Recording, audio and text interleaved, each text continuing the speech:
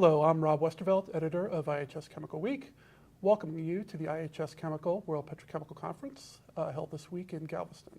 And I'm thrilled to be joined with Cal Dooley, CEO of ACC. Cal, thanks for joining us. Well, thank you, Rob. Delighted to be here again. Great.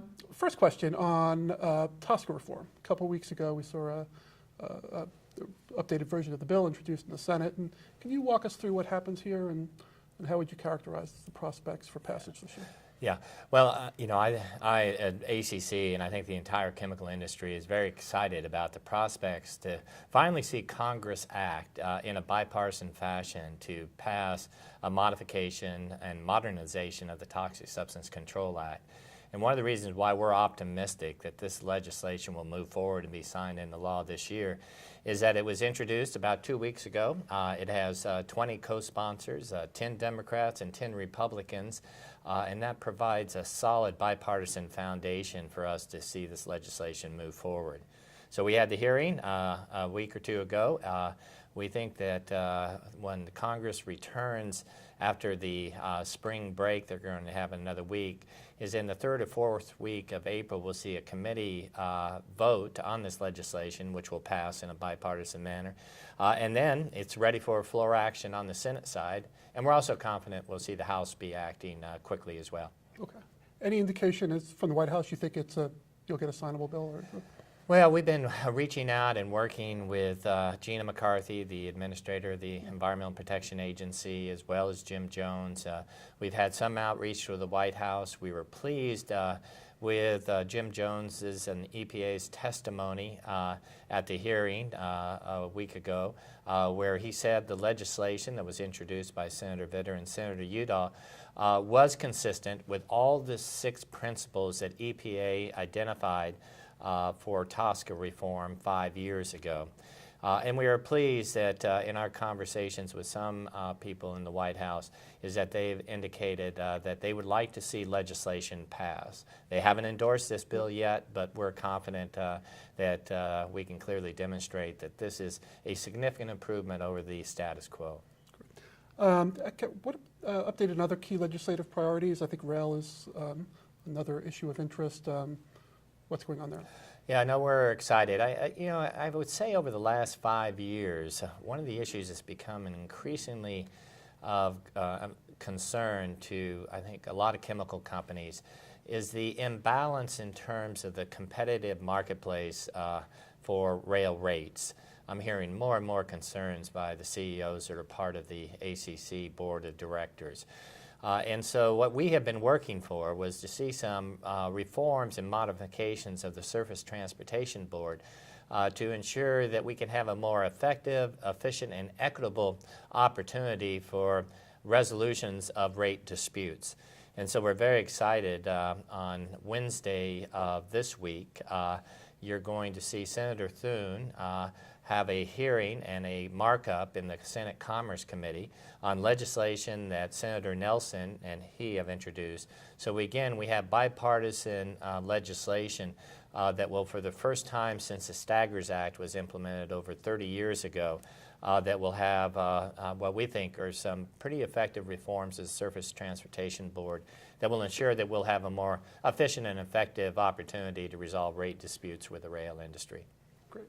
And as you know, the theme this week is navigating the new energy environment in an era of lower crude prices. ACC has been doing a great job tracking all the projects, and at this point, I realize it's early in the game, but what's your sense of what the impact will be on this sort of, I guess, the chemical renaissance itself, and also capital spending? Or are you seeing anything in terms of announcements yet? Well, I think what I'm hearing just anecdotally from a lot of the leaders in the chemical industry, and again the board members at ACC, is that when they're looking at the competitive advantage that the U.S. chemical industry has over the long term, they are still absolutely convinced that we will have a sustained advantage over the long term.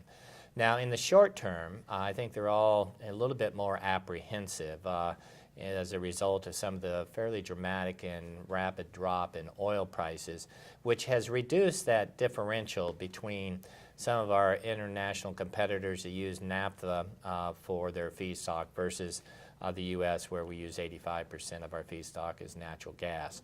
So we've seen a decline in that differential, but it's still, you know, when we look at it, it's 1 to 18 or so, and we've always looked at that competitive balance between oil and natural gas to be about 1 to 4, or 4 to 1 here. And so, you know, we still have a competitive advantage, but I think this, you know, this volatility in oil prices is probably going to maybe delay, you know, some, you know, the start of some of these major investments.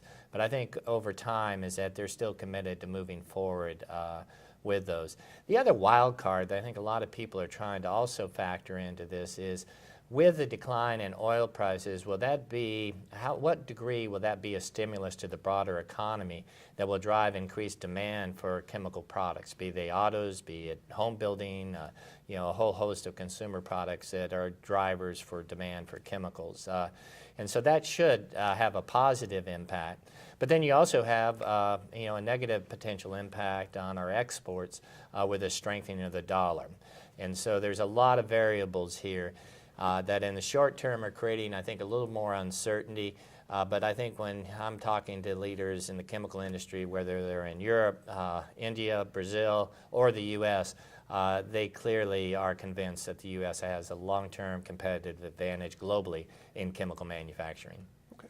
And one final question. You mentioned trade. What do you see happening with the Trans-Pacific and the transatlantic discussions that are ongoing now? Are you hopeful that those will be passed? Well, we at ACC have been very involved with both the Trans-Pacific as well as the transatlantic trade negotiations. You know, again, as one of the leading export industries in the United States, a lot of people don't realize, but 12 cents of every dollar of U.S. exports are chemicals. And so any opportunity that we have to reduce tariffs as well as regulatory or non-tariff barriers to the export of U.S. chemicals, that's a positive to us, because currently, you know, importing chemicals into the U.S., there's very little restrictions or tariffs that are imposed upon those. So we'd like to see progress there. We think that there's been terrific work that's been done on both those agreements by the U.S. Trade Representative.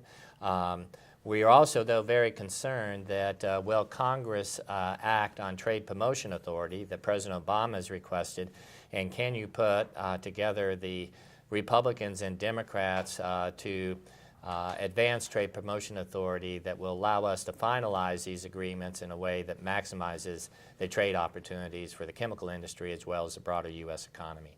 Great. Thanks very much, Cal. Enjoyed it as usual. Thank you, Rob. And thank you for joining us.